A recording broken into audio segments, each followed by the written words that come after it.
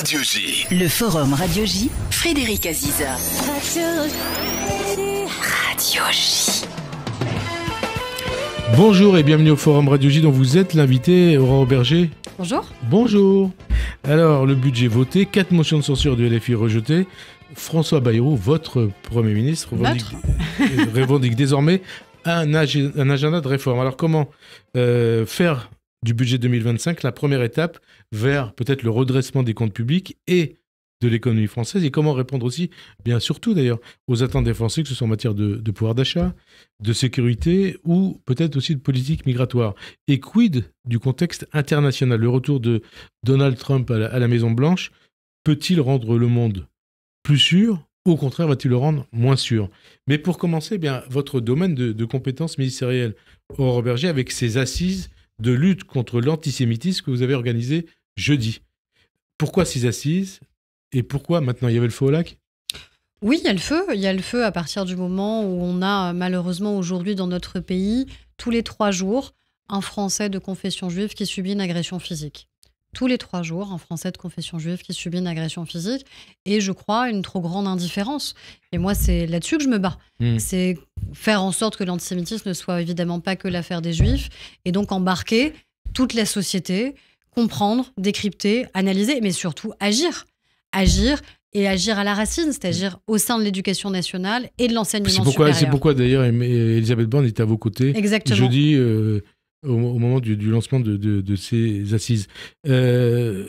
Comment on peut comprendre, on peut accepter que 80 ans après la Shoah, la plaie antisémite se rouvre? On ne peut évidemment pas l'accepter, parce que c'est insupportable et c'est intolérable, et ça devrait 80 ans après la Shoah et 16 mois après le pogrom antisémite. Oui, et ça devrait soulever à la fois le cœur et l'indignation de chacune et de chacun d'entre nous. Sauf que c'est là.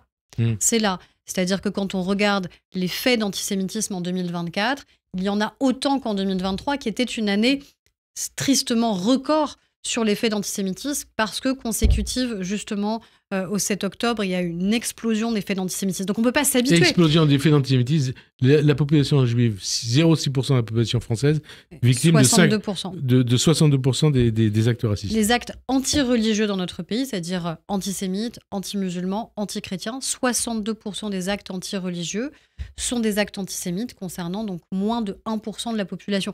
C'est pour ça aussi que moi je crois qu'il y a une spécificité.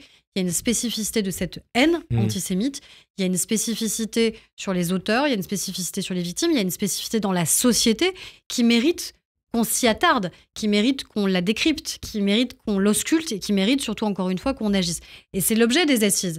C'est pour ça que j'ai réuni jeudi à la fois des jeunes, parce que je voulais qu'on leur donne la parole. Je voulais qu'on entende ces enfants, ces adolescents, ces jeunes adultes qui subissent l'antisémitisme du quotidien, qui sont parfois interdits d'entrer dans un amphi, dans un campus, parce qu'on va les insulter, les traiter de génocidaires, les essentialiser, comme si derrière chaque Français juif, il y avait donc un co-responsable de la situation à Gaza, oubliant le point de départ. Le point de départ étant bien les attaques terroristes perpétrées par le Hamas le 7 octobre dernier, et puis faisant une tentative de faire régner la terreur, encore une fois, dans un certain nombre de nos établissements scolaires, primaires ou enseignement supérieur. Vous parlez du terme génocidaire. Pour justifier un antisémitisme, la gauche LFI, après Soral, Dieudonné et consorts, a qualifié d'abord les Juifs de sionistes. Depuis le 7 octobre, c'est le terme génocidaire qui leur est envoyé à la figure. Qu'est-ce que cela vous inspire? Génocidaire. Déjà du dégoût. Du dégoût parce que le génocide, c'est un terme qui est extrêmement codifié dans notre histoire, qui concerne 3 génocides. 3 génocides qui ont été reconnus comme tels. La Shoah, qui concerne le génocide rwandais et le génocide arménien. 3 génocides. Premier génocide du XXe siècle. Premier génocide du XXe siècle, évidemment. Le génocide arménien. Et le génocide arménien. Donc, c'est ça. Ce sont ces 3 génocides qui ont été caractérisés comme tels, c'est-à-dire la persécution systématique, l'exécution systématique, la tentative de destruction d'un peuple, d'une identité, en Arménie en effet, au Rwanda, et sur l'ensemble du continent, ou quasi l'ensemble du continent européen, pendant la Seconde Guerre mondiale avec la Shoah. Donc évidemment, qualifier de génocidaire, c'est déjà faire référence à cette histoire-là et faire référence donc pour la population juive à la Shoah. Ça veut C'est dire retourner, en fait, Ouais. contre les Juifs en France et dans d'autres démocraties, le fait que eux qui ont connu dans leur chair le génocide seraient devenus des génocidaires. Ce qui n'est pas la situation à Gaza. On peut évidemment être extrêmement alerté sur la situation humanitaire à Gaza. La France, d'ailleurs, se mobilise vis-à-vis de la situation humanitaire à Gaza, mais on ne peut pas caractériser cela de génocide parce que ça n'est pas le cas. Et le problème, c'est qu'on voit bien que sur ces questions, en fait, les mots échappent à leur signification. Il y a les croyances qui deviennent des vérités, il y a des déformations historiques qui deviennent des faits. Et ça, c'est absolument inacceptable. Et là, vous visez quoi? LFI qui? Notamment la France Insoumise, des collectifs qui se mobilisent prétendument sur la Palestine, mais dont on voit bien qu'en fait, ce qui les préoccupe le plus, c'est pas tant la population civile palestinienne, qui en effet vit une situation humanitaire qui est terrible, mais c'est bien cette obsession maladive, insupportable d'Israël. Et à un moment, il faut quand même qu'on s'arrête sur cette question-là, sur cette question de cette obsession. Quel autre pays au monde subit un tel niveau d'obsession? À quel moment on appelle à la destruction d'un État? Regardons la situation... la nazification d'Israël. À la nazification d'Israël, qui est là encore les mêmes arguments sémantiques que quand on parle de génocide. Pour vous, c'est de l'antisémitisme? En tout cas, ça devrait quand même nous interpeller. Quand on regarde la situation en Iran, quand on regarde la situation en Afghanistan, quand on regarde la situation au Yémen, pour ne prendre que ces 3 exemples, qui sont des situations absolument insupportables subies par les populations civiles, et notamment et d'abord par les femmes, je n'entends personne dire « détruisons l'Afghanistan, détruisons l'Iran ». On appelle à une mobilisation de la communauté internationale pour les populations civiles, on appelle à un changement puissant de gouvernance, évidemment. On a une critique libre et totalement légitime de la situation de ces États, mais on n'appelle pas à leur destruction. Donc cette obsession maladive, à un moment, oui, pour moi, c'est caractéristique de ce qu'est l'antisémitisme. Et c'est pour ça que j'ai demandé dans le cadre de ces assises qu'on travaille, et je laisse 2 mois à ces experts pour travailler, professeurs de droit public, universitaires, magistrats, avocats, pour que concrètement ils nous disent, est-ce qu'il faut revoir la définition de ce qu'est l'antisémitisme aujourd'hui? Est-ce qu'il faut changer notre droit, changer notre code pénal? De quelle manière faudrait changer? Justement, c'est ça, c'est leur lettre de mission. Justement, mais vous avez sans doute des idées en tête. Par rapport justement aux situations qu'on évoque. Demain dans la rue, pour vous faites interpeller. Antisémitisme, antisionisme, c'est pareil? En tout cas, on se cache derrière l'antisionisme pour être sans doute plus facilement antisémite aujourd'hui. Ouais. Parce que dans la rue, si on vous interpelle et qu'on vous traite de sale sioniste ou si on vous traite de génocidaire, c'est quoi l'intention qui est derrière? C'est quoi l'intention qui est derrière? Dis-moi. Pour moi, c'est de l'antisémitisme. Et je veux qu'on soit inattaquable sur la question, et c'est pour ça que je veux réunir et que j'ai lancé du coup ce travail avec des experts dont c'est le métier, parce qu'ils sont universitaires, parce qu'ils sont professeurs de droit public, parce qu'ils sont magistrats, parce qu'ils sont avocats, pour qu'ils nous disent et pour qu'on trouve les bons termes, les bons mots. Et encore une fois, il n'y a pas d'atteinte à la liberté d'expression. Chacun est libre de dire et de penser ce qu'il veut sur la politique qui est portée par un gouvernement, sur la politique du gouvernement de Benyamin Netanyahou, sur la politique israélienne. Ça n'est pas la même chose de harceler, de menacer, d'essentialiser, encore une fois, les Français parce qu'ils sont juifs ou qu'ils le seraient, parce qu'ils ont un nom à consonance juive. Ça, c'est absolument insupportable. Quand on entend les déclarations d'un certain nombre d'élus LFI, que ce soit Mélenchon, Mathilde Panot, Émeric Caron, Léaumont, enfin d'autres. Il y a une liste qui est longue. Rima Hassan, Ercilla Soudé, ils n'ont que génocidaire dans la bouche. Quand on regarde leurs publications sur les réseaux sociaux, on voit bien l'obsession et le nombre de tweets. D'ailleurs, depuis le 7 octobre, j'ai pas vu beaucoup de tweets sur la situation de nos otages. On a encore un Français qui est retenu en otage par justement les terroristes islamistes du Hamas. Je vois des tweets matin, midi et soir. C'est une obsession sur Gaza et sur ce prétendu génocide. Vous comprenez que ça puisse faire mal aux Juifs? Bien sûr. Bien sûr, quand on avait eu le cul dans sa chair, moi, c'est pas mon histoire familiale. Mais quand on a vécu dans sa propre histoire familiale, dans sa chair, le fait d'avoir perdu des parents, des grands-parents, des arrière-grands-parents dans les camps de concentration, dans les camps d'extermination, quand on a subi dans sa chair ce qu'est un génocide, je pense que ça fait mal aussi à d'autres de nos compatriotes, communauté arménienne par exemple, qui se sentent attaquer et qui trouve que c'est un argument qui est absolument, faux historiquement. C'est une falsification historique, ce qui est en train de se passer. C'est-à-dire préciser les choses. Parce qu'il n'y a pas un génocide en cours à Gaza. Il y a une situation humanitaire qui est gravissime, mais il n'y a pas un génocide. Il n'y a pas la volonté délibérée d'un État d'éliminer une identité, d'éliminer un peuple, d'éliminer une population. Ça n'est pas le cas, ça n'est pas vrai. Et heureusement, évidemment, sinon je serais la première à m'en insurger et on serait les premiers, je pense, en France à se mobiliser. Et alors, ce qu'on se dit aussi, c'est qu'on ne croit pas à la souffrance juive. Ça, je ne sais pas sur... Non, j'ose espérer qu'on y croit quand même et qu'on entend cette souffrance. Ceux qui depuis 16 mois, n'ont que le génocide supposé d'Israël à Gaza, qui ont cette haine d'Israël dans toutes leurs déclarations. La souffrance juive, elle est absente. En fait, je pense que c'est pas leur préoccupation. Je pense que c'est pas ça qu'ils visent. Évidemment, c'est pas à partir du moment où vous n'êtes pas capable de qualifier d'attentat terroriste les attentats terroristes du 7 octobre, à partir du moment où vous n'êtes pas capable d'empathie pour celles et ceux qui ont perdu des amis et des proches. On a 42 Français. 42 Français qui ont été assassinés. Encore une fois, par le terrorisme islamiste le 7 octobre dernier. 42, on les a d'ailleurs honorés. Le président de la République les a honorés. J'y étais évidemment aux Invalides.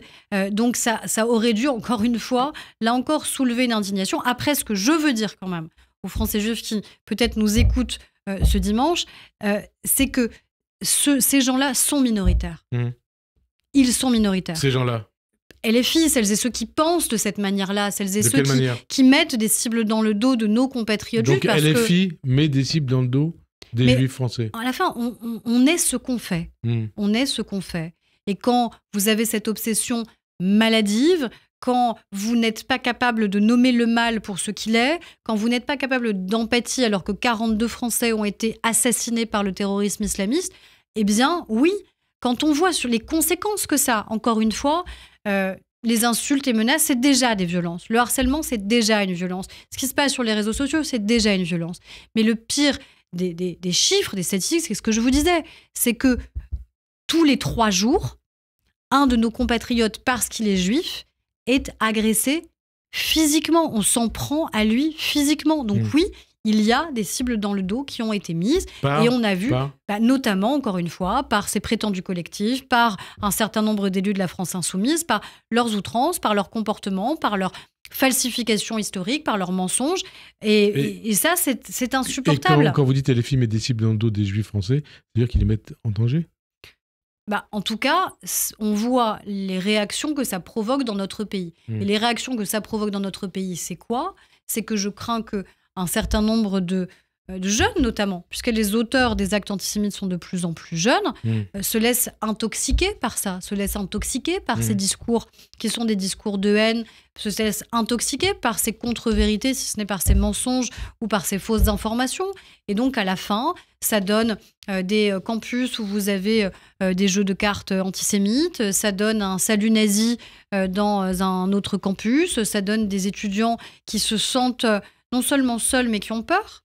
Et moi, je ne peux pas accepter en tant que ministre qu'on ait une seule personne dans notre pays qui ait peur en raison de son identité réelle ou supposée, qu'il soit juif, quelle que soit sa couleur de peau, quelle que soit son orientation. C'est ça qui est absolument insupportable et on ne peut pas l'accepter. Qu'il soit musulman, bien sûr, qu'il soit homosexuel. Aucun Français ne devrait avoir peur d'être qui il est et ne devrait avoir une cible mise dans le dos avec des conséquences qui sont extrêmement graves pour sa propre santé mentale et puis surtout avec ce risque-là qui existe d'agression. Et vous comprenez que certains juifs nous disent « on a peur ».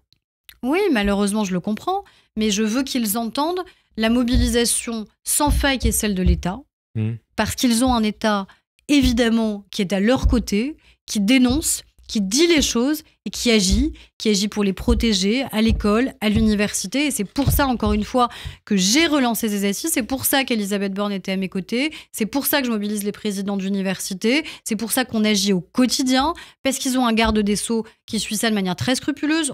Il a fait une circulaire au procureur de la République pour leur dire que dès qu'il y a un signalement, vous savez, on fait des signalements au procureur de la République, ce qu'on appelle l'article 40. Dès qu'il y a un signalement pour des faits d'antisémitisme, il veut une vigilance et une réactivité renforcée, qu'ils ont un ministre de l'Intérieur et que le président de la République agit. Je suis très heureuse que le président de la République ait reçu le 13 février dernier les jeunes lauréats du prix Ilan Halimi. C'est la première fois. Ouais. C'est la première fois que c'était à l'Élysée. J'avais proposé ça au président de la République et je crois que c'est un très beau symbole que lui-même ait souhaité, encore une fois, recevoir ces jeunes pour montrer aussi qu'il y a une autre jeunesse. Qu'il y a une jeunesse qui se mobilise, qu'il y a une jeunesse qui laisse pas passer, qu'il y a une jeunesse qui justement a soif de fraternité et qui ne comprend pas ce qui est en train de se passer dans la société sur l'antisémitisme et qui ne l'accepte pas. On va reparler de ça, de Ilan Halimi, de l'antisémitisme dans les universités et dans les établissements scolaires. Une question, vous parliez de Gaza tout à l'heure. Est-ce que Donald Trump a raison de menacer le Hamas ? Écoutez, moi, je ne sais pas concrètement ce qui va se passer, quelles sont les conséquences des déclarations du président des États-Unis. Est-ce qu'il faut... Moi, ce que je sais, c'est qu'on a eu une mobilisation sans faille depuis le 7 octobre, le 8 octobre, pour garantir la libération des otages. Que, heureusement, progressivement, les otages français reviennent. Il reste encore un otage qui est retenu, j'allais dire en détention. En fait, ce n'est pas en détention, qui est retenu en otage, en effet, par le Hamas.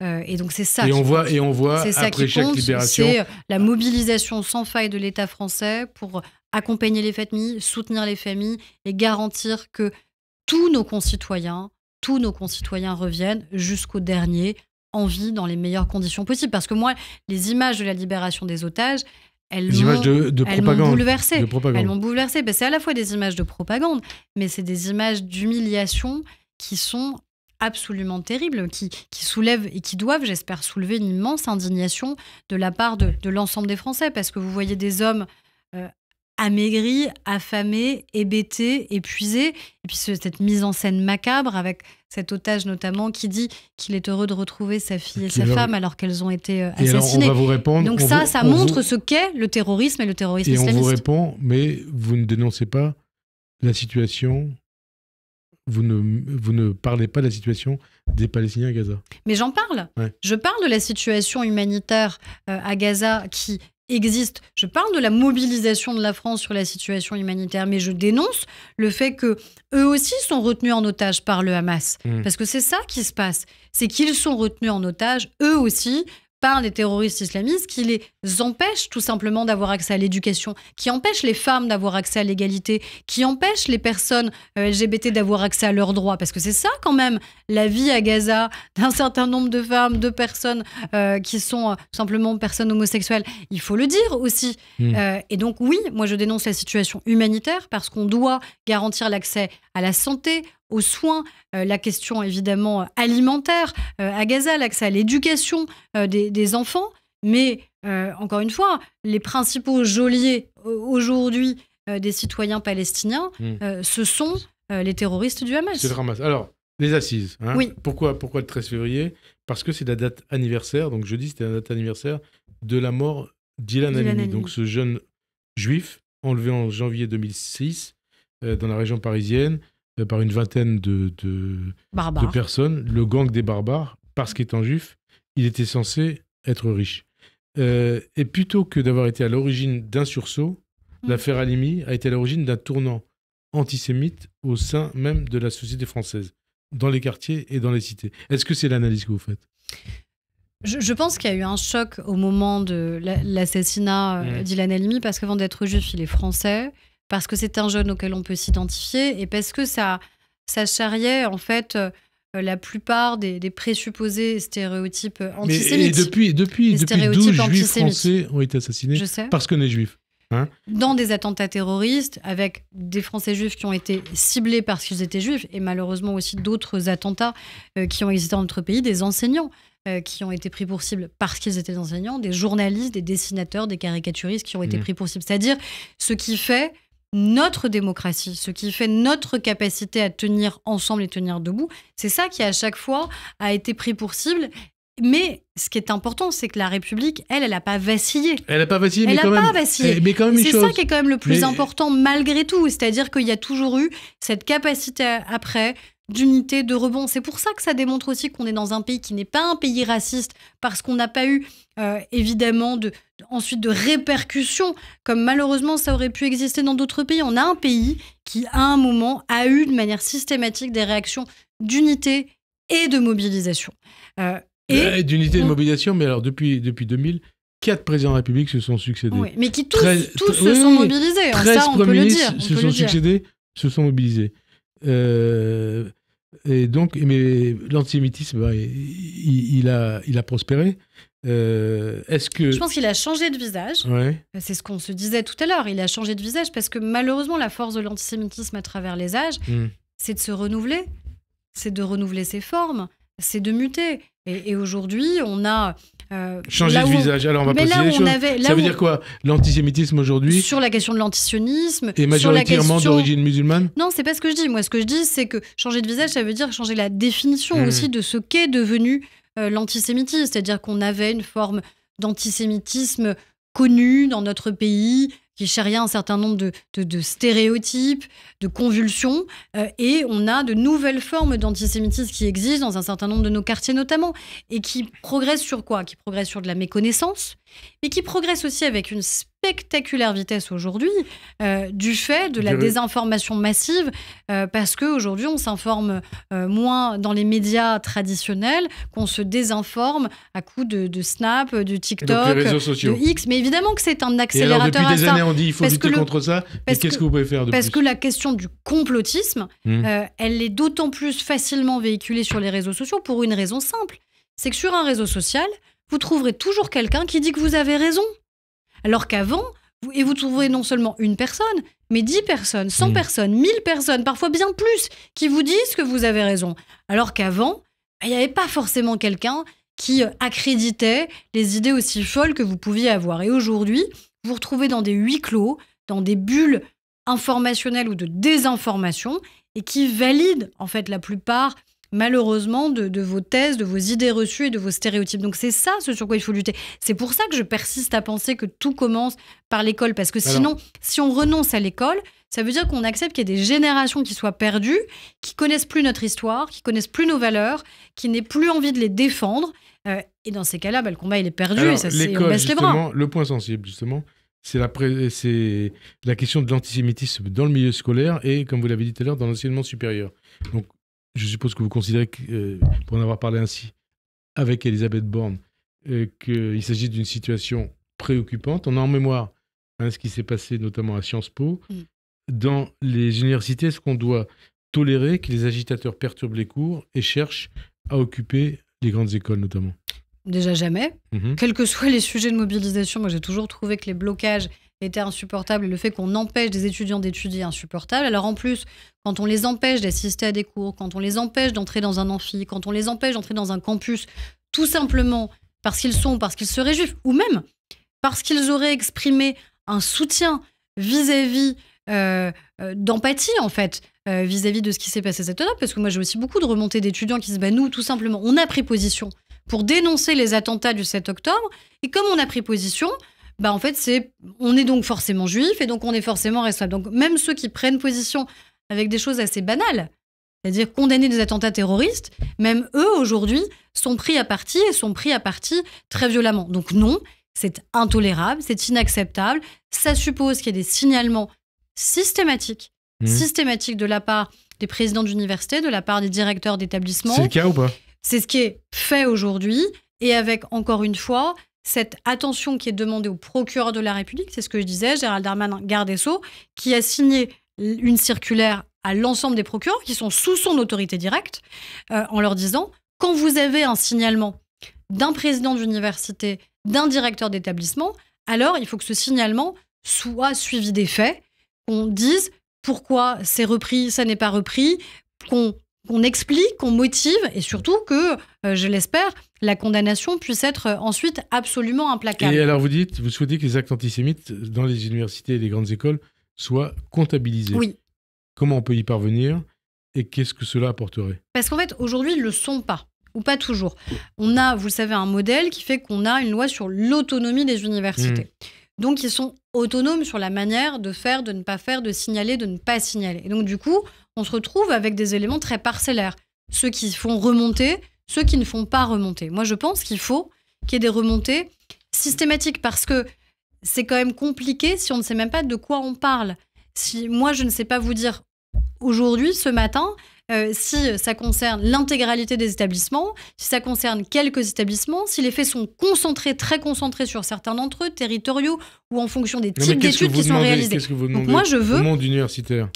Et c'est pour ça que d'ailleurs, j'ai réuni vendredi un certain nombre de présidents d'université pour qu'on ait ces remontées systématiques des moindres incidents qui existent. Parce qu'aujourd'hui, on a des remontées qui sont parcellaires, qui sont liées aux signalements qui ont été faits au procureur de la République, ou aux plaintes qui ont été déposées. Mais il y a tant d'étudiants qui portent pas plainte, qui disent pas, qui signalent pas. Et donc ça, il faut que ce soit l'enseignement supérieur qui protège.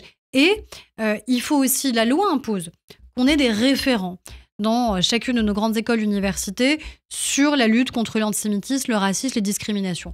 Il faut qu'on ait des gens formés, qualifiés pour le faire. C'est le sens d'ailleurs d'une proposition de loi qui est en cours d'examen au Sénat sur antisémitisme et enseignement supérieur. Parce que c'est pas la même chose de nommer quelqu'un et de nommer quelqu'un compétent, qualifié, formé, qui va vérifier, qui va faire son travail, qui va accompagner les étudiants, qui va convoquer les auteurs, qui va faire le lien avec la police, avec, encore une fois, le procureur de la République. Donc c'est ça aussi dont on a besoin, c'est systématiser la manière avec laquelle ces remontées sont faites, former et ne rien laisser passer, évidemment. Est-ce que les Juifs payent les ravages de l'islamo-gauchisme? Est-ce que ce terme vous parle? Non, mais moi, ce terme me parle. Moi, j'ai déjà employé. Mais je crois qu'on paye des années où, malheureusement, on a une forme de laisser-faire. Et puis, encore une fois, ce truc de pas de vague. C'est-à-dire, il fallait mieux ne pas faire remonter. Moi, je préfère qu'on fasse remonter. Je préfère qu'on sache. Je veux pas qu'on mette la poussière sous le tapis parce que cette poussière, c'est des hommes et des femmes, c'est des étudiants, c'est des jeunes qui subissent des agressions, qui subissent des insultes, qui subissent des menaces et qui ont peur en fait. On peut pas accepter ça encore une fois. Quel parent pourrait accepter que son gamin aille la boule au ventre à l'école, au collège, au lycée, à l'université en raison de ce qu'il est encore une fois? Parce que ce serait un homme ou une femme, fille ou un garçon, parce qu'il serait juif, parce qu'il serait musulman, parce qu'il serait catho, parce qu'il serait rien de tout ça, j'en sais rien, parce qu'il serait homosexuel. Ça, c'est insupportable. Et si ça nous insupporte pour nos propres enfants, ça doit nous insupporter pour ceux des autres, en fait. Et c'est ça qu'on n'arrive pas à faire encore, je trouve, dans ce pays, c'est qu'on se sente concerné par ce qui ne nous concerne pas directement. Et c'est ça, lutter contre l'indifférence, c'est qu'encore une fois, on se sente concerné de la souffrance de l'autre. Et aujourd'hui, il y a beaucoup de souffrance. Et cette souffrance, elle est insupportable. Insupportable à entendre.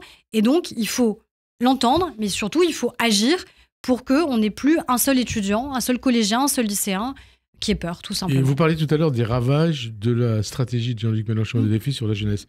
Est-ce que ça veut dire que vous vous dites que Mélenchon et les élus et les filles sont en train de pourrir la jeunesse de France en ayant choisi depuis le 7 octobre une stratégie visant à fidéliser peut-être un électorat obnubilé par la haine d'Israël et par la haine des Juifs? Écoutez, moi ce que je vois sur les dernières élections, et heureusement, c'est que c'est pas une stratégie payante. Mais ça n'est plus une stratégie payante. Vous constatez cette stratégie? En tout cas, il y a eu une stratégie assez claire et assez nette de la part de la France insoumise, qui était, de tout conflictualiser, quand même. On voit bien sur l'état de l'Assemblée nationale aujourd'hui, qui n'est pas très respectable par moment, malheureusement, et qui, je crois, affaiblit profondément la vie politique française, de l'ensemble d'ailleurs de la vie politique française. On le voit sur cette obsession, encore une fois, sur Israël, et on voit sur les conséquences, malheureusement, que ça a pu avoir dans le débat public, sur les réseaux sociaux notamment. Mais ce qui me rassure, c'est qu'encore une fois, je vois qu'à Villeneuve-Saint-Georges, quand ils mettent comme candidat un député de la France insoumise qui a tenu ce type de propos, qui a eu ce genre d'outrance, qui a eu ces attitudes, à la fin, il perd. Et il perd sèchement. Je vois qu'ils perdent aussi sur des législatives partielles et qu'ils reculent, au-delà de perdre, qu'ils reculent. Je vois qu'enfin, ça provoque une réaction de la part du Parti socialiste. Et tant mieux, parce que moi, je préfère avoir des opposants peut-être plus difficiles à battre, mais qui sont beaucoup plus républicains. Et je préfère avoir un parti socialiste fondamentalement humaniste, républicain et laïque, qui peut-être nous causera des ennuis dans les urnes, mais qui change aussi et participe à changer le climat du pays. Et j'espère que c'est une rupture définitive. Parce qu'il y a eu souvent beaucoup de lignes rouges. Entre le PS, parce qu'il y a eu souvent beaucoup de lignes rouges franchies par la France insoumise sur la question des violences faites aux femmes, sur la question de l'antisémitisme, sur la question du terrorisme, sur les attitudes en général, sur les outrances, sur les violences, sur la manière d'ailleurs avec laquelle ils se parlaient les uns les autres et les menaces et les insultes que Mélenchon faisait peser sur eux. J'espère que ça, c'est fini. Alors, j'espère qu'enfin, cette alliance contre nature, et je crois déshonorante pour le Parti socialiste, est finie. Et tant mieux que ce soit fini, parce qu'on a besoin aussi d'avoir une gauche républicaine dans notre pays. Alors, vous êtes également en charge de l'égalité femmes-hommes. Vous avez déclaré, c'était en juin dernier, qu'il fallait faire infuser dans la société une culture du respect et de l'égalité. Alors, où est-ce que nous en sommes aujourd'hui? C'était il y a 8 mois. Je crois que le compte n'y est pas. Moi, j'espère que le fait d'avoir une ministre en charge de l'égalité, de la lutte contre l'antisémitisme et la discrimination, ce sera un jour anachronique. On n'en aura plus besoin. Parce que ça fait des années que ça existe. Parce qu'on se dira que, voilà, que c'est inutile. Ouais. Inutile dans le bon sens du terme. Inutile parce que, ça y est, la cause est gagnée, parce que l'égalité est devenue la règle, la norme, Enfin, parce qu'on n'a pas besoin d'une vigie pour le porter.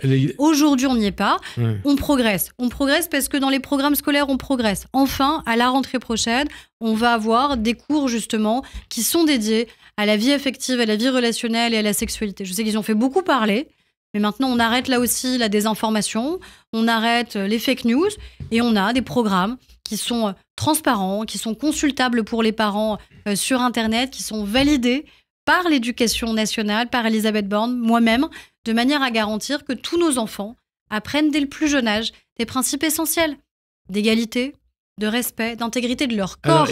Parce qu'on a la question fondamentale, pardon de m'arrêter une minute là-dessus, la question fondamentale de la lutte contre les violences sexuelles et des violences sexuelles faites à nos enfants. Parce qu'on a 160 000 enfants chaque année qui sont victimes de violences sexuelles. Vous savez, quand on ouvre une salle de classe, on dit qu'en moyenne, statistique, il y a 2 à 3 enfants dans chacune de ces classes qui vivent ou qui vont vivre des violences sexuelles, et souvent, et malheureusement, au sein même de leur famille. Donc on a besoin d'avoir ces cours, on a besoin d'avoir un lieu protecteur où on va dire à ces enfants, si vous vivez ces choses sont absolument anormales, ne devraient jamais exister. Personne ne devrait avoir à vous toucher, avoir à vous faire du mal. Et si ça vous arrive, vous avez des adultes de confiance auxquels vous pouvez en parler, parce que je crois vraiment et très sincèrement que ces cours peuvent sauver des enfants.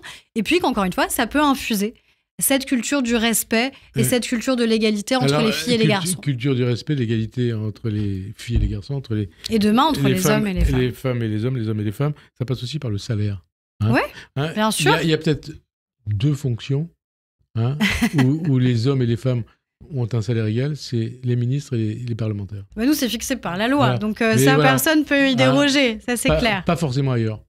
Alors, on a aujourd'hui un écart inexpliqué qui est de 5%. Mais on a un écart moyen qui est de 24%. Pourquoi cette différence? Parce que l'écart moyen constaté, c'est lié beaucoup au temps partiel. Parce qu'aujourd'hui, c'est d'abord les femmes qui sont à temps partiel. La question étant de savoir si elles l'ont choisi, parce qu'elles préfèrent ce mode-là, ou si elles le subissent. Parce que par principe, on va se dire, bah oui, mais une femme, elle n'aura pas forcément le temps, la possibilité, elle a besoin de temps pour ses enfants. Donc en fait, on choisit à sa place. Qu'est-ce qu'on fait pour on choisit à sa place. Donc, pour justement, mettre fin à cette non-égalité. Alors, cette inégalité réelle. Il y a la question de la mixité des métiers. Aujourd'hui, on voit bien qu'on a des métiers où il y a une surreprésentation des femmes, des métiers où il y a une surreprésentation des hommes. Moi, je crois à la mixité. Quand on parle d'égalité, c'est aussi de la mixité. Je veux que les garçons, les jeunes hommes se disent, par exemple, ils peuvent devenir magistrats. Parce qu'aujourd'hui, il n'y a quasiment que des femmes qui sont magistrates. Or, on a besoin évidemment d'une mixité dans ces métiers-là. Et je veux que les petites filles, les jeunes femmes, se disent qu'elles peuvent devenir ingénieurs. On a parlé d'intelligence artificielle parce que dans le domaine scientifique, cette semaine. Bon, et ben on a besoin. Il y a moins de femmes que d'hommes. Malheureusement, alors qu'elles réussissent mieux leurs études quand elles en font. Donc, ça veut dire qu'on a besoin, encore une fois, de mixité. Et que cette mixité des métiers, elle sera évidemment bonne sur l'égalité professionnelle, l'égalité salariale. Et puis, une mesure à laquelle moi je suis très attachée, que je porte avec conviction, qui est la question de la parentalité et la création du congé de naissance. Parce qu'aujourd'hui, le premier frein sur la carrière professionnelle des femmes, le premier frein sur l'égalité, c'est la parentalité. C'est-à-dire qu'en clair, quand vous avez entre 25 et 40 ans, on considère que vous pouvez demain avoir un enfant. Et si vous êtes une femme, on va dire, mais oui, mais elle va s'arrêter, je ne pourrai pas lui proposer de la mobilité. Si un enfant qui est malade, ce sera elle. Non. La parentalité, ça veut dire les 2 parents, quel que soit d'ailleurs le modèle de famille. La création d'un congé de naissance, c'est quoi? C'est-à-dire qu'après les congés maternité et paternité, eh bien, les 2 parents pourraient s'arrêter chacun, s'ils le souhaitent, une vraie liberté nouvelle, plusieurs mois. Mais ça veut dire que donc, vous êtes employeur, vous recrutez un homme ou une femme qui a entre 25 et 40 ans, bah vous dites que les 2, si demain ils ont un enfant, que je recrute un homme ou une femme, à la fin, les 2 peuvent s'arrêter plusieurs mois. Donc c'est à la fois bon pour la relation entre les parents et les enfants dès le plus jeune âge. Et on sait à quel point ces 1000 premiers jours, ils sont très structurants. Et vous savez de quoi vous parlez. Oui, je sais de quoi je parle. J'ai une petite qui a un peu plus de 2 ans. Et c'est bon aussi pour l'égalité entre les hommes et les femmes. Donc, je crois beaucoup à la création de ce congé naissance. Le président de la République avait retenu cette proposition.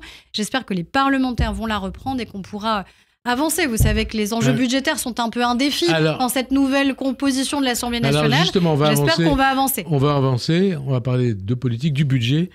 4 motions de censure de LFI rejetées. Le budget est adopté. Diriez-vous que François Bayrou est tiré d'affaire ? En tout cas, c'est une victoire pour le Premier ministre. Et que votre gouvernement est tiré d'affaire. Non, mais en tout cas, c'est une victoire pour le Premier ministre. C'est-à-dire qu'il a réussi à faire adopter un budget pour l'État, un budget pour la sécurité sociale.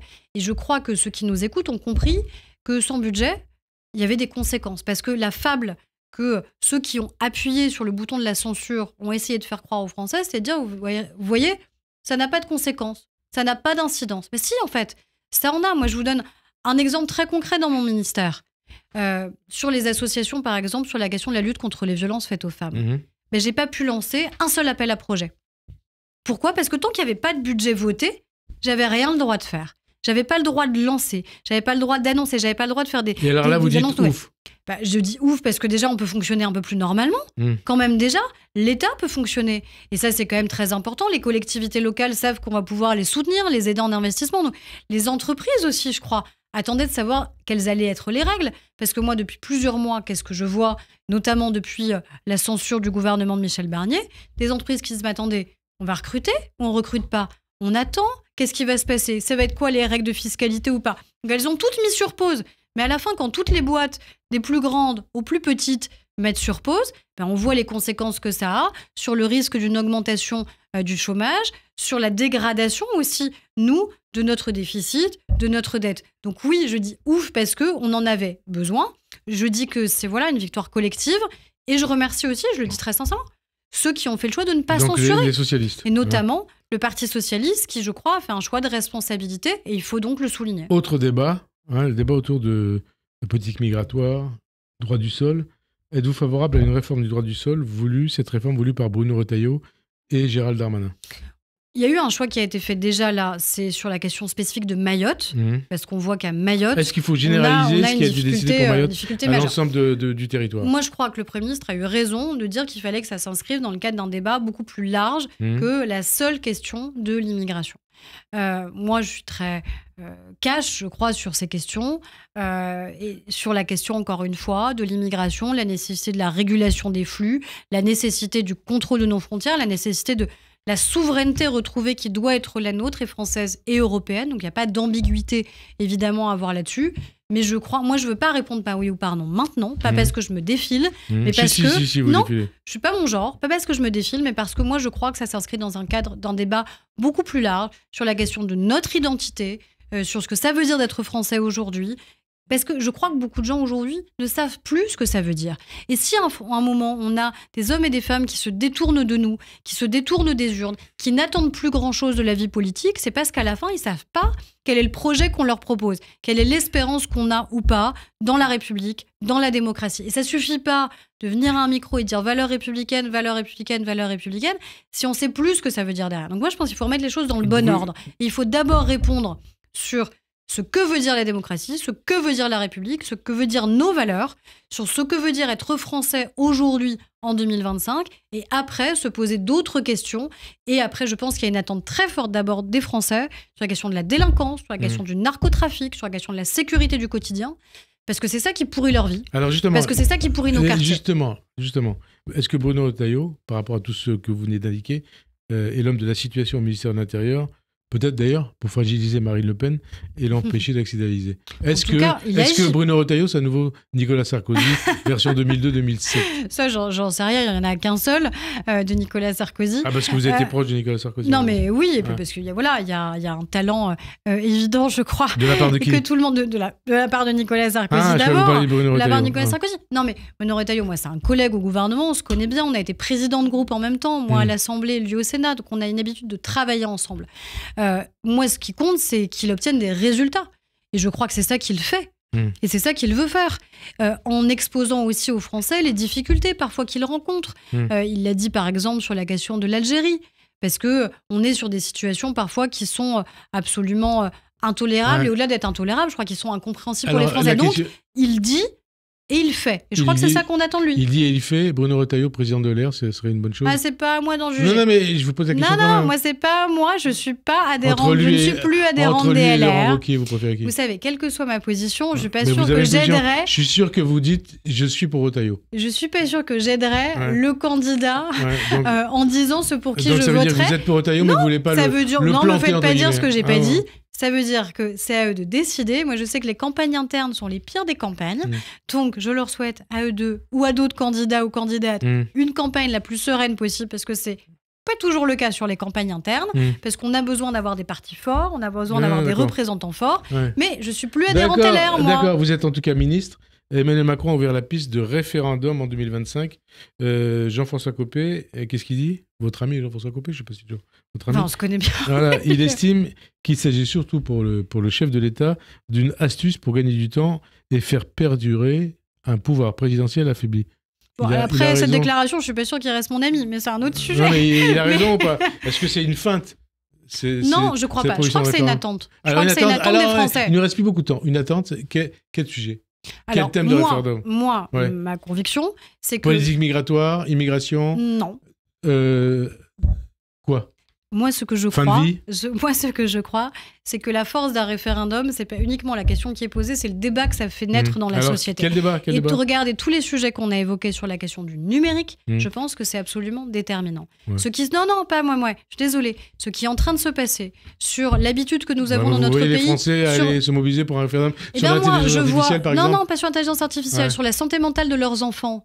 Sur la santé mentale de leurs enfants, parce qu'ils dorment de moins en moins bien, parce qu'ils étudient de moins en moins bien, parce que ça a un impact aujourd'hui, et on l'a mesuré en neurosciences, sur le développement de leur cerveau et sur leurs attentes. Donc c'est ça la question. Sur la question de la violence. Ça peut être la question d'une majorité numérique. Est-ce que oui ou non, vous êtes pour qu'on instaure une majorité numérique, par exemple, sur la question des réseaux sociaux? Moi, sur la question des violences faites aux femmes, la question des réseaux sociaux, c'est un fléau. Le revenge porn, c'est un fléau. La question, c'est quoi? Par exemple, ça peut être, est-ce que oui ou non, vous souhaitez l'instauration d'une majorité numérique? Mais désolé, là-dessus, je m'arrête, parce que sur la question des violences sexuelles, c'est un combat majeur. Et notamment sur la question de la pornographie, qui est un fléau de nos adolescents.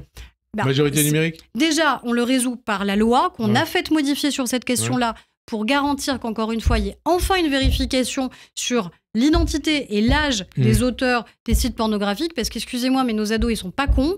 Donc étonnamment, ils disaient pas qu'ils avaient 12 ans, 13 ans ou 14 ans, ils disaient plutôt qu'ils en avaient 20, puisque c'était que du déclaratif. Pourquoi ça vous est arrivé, ça? Non, moi, ça m'est pas arrivé, parce que moi, à mon époque, il y avait pas autant de contenu, c'était pas aussi facilement accessible, et c'était pas les mêmes types de contenus. Et moi, les contenus auxquels on m'a confronté en tant que ministre vous empêchent de dormir. Parce que ce sont des vraies femmes qui se font réellement violer et qui se font réellement torturer, ou parfois même des enfants et des adolescents quand on parle de pédopornographie. Donc oui, je crois que ce sont des sujets qui sont majeurs, et je crois que ce n'est pas des petits sujets, c'est vraiment des sujets de société. Un référendum, ce sont des sujets de société qu'on a intérêt et envie d'aborder. Richard Ferrand a été proposé par Emmanuel Macron pour succéder à Laurent Fabius à la tête du Conseil constitutionnel. Il va être auditionné le jeudi prochain par les commissions des lois de l'Assemblée et du Sénat. La gauche et le Rassemblement national dénoncent un fait du prince. Il parle aussi d'absence de légitimité de Richard Ferrand pour occuper cette fonction. Qu'est-ce que vous répondez à ces critiques, à ces attaques? Est-ce que Richard Ferrand est vraiment l'homme de la situation? C'est pas la première fois qu'un ancien président de l'Assemblée nationale pourrait devenir président du Conseil constitutionnel. Il me semble que c'est déjà arrivé. Non, mais il me semble qu'on peut pas nier à Richard Ferrand. Déjà, c'est pas un problème d'avoir eu une carrière politique. C'est pas un problème d'avoir été élu par les Français et d'avoir occupé des fonctions clés. Et il me semble que Laurent Fabius, actuel président du Conseil constitutionnel, ancien ministre, ancien parlementaire, il me semble que personne ne nie la crédibilité qui est la sienne, la légitimité qui est la sienne. Et vous savez, cette fameuse phrase que vous disent les sages du Conseil constitutionnel, c'est ce devoir d'ingratitude, c'est-à-dire arriver et assumer une ingratitude envers celui ou celle qui vous a nommé. Après, de toute façon, c'est les parlementaires qui vont décider, puisque c'est les députés et les sénateurs qui vont voter dans un bulletin secret pour décider si oui ou si non ils souhaitent que ce soit Richard Ferrand. Moi, je l'assume, je souhaite que ce soit lui, parce que je crois qu'encore une fois, il a été un grand parlementaire, un président de l'Assemblée nationale qui a été remarquable et qui a été extrêmement honnête dans la manière avec laquelle il a travaillé avec, je crois, l'ensemble tout simplement des groupes parlementaires. Vous parlez de devoir d'ingratitude, il y a parfois un devoir d'ingratitude par rapport entre parlementaires. Le 31 janvier, une information judiciaire a été ouverte à la Cour de justice de la République contre vous pour faux témoignage présumé à propos des crèches privées.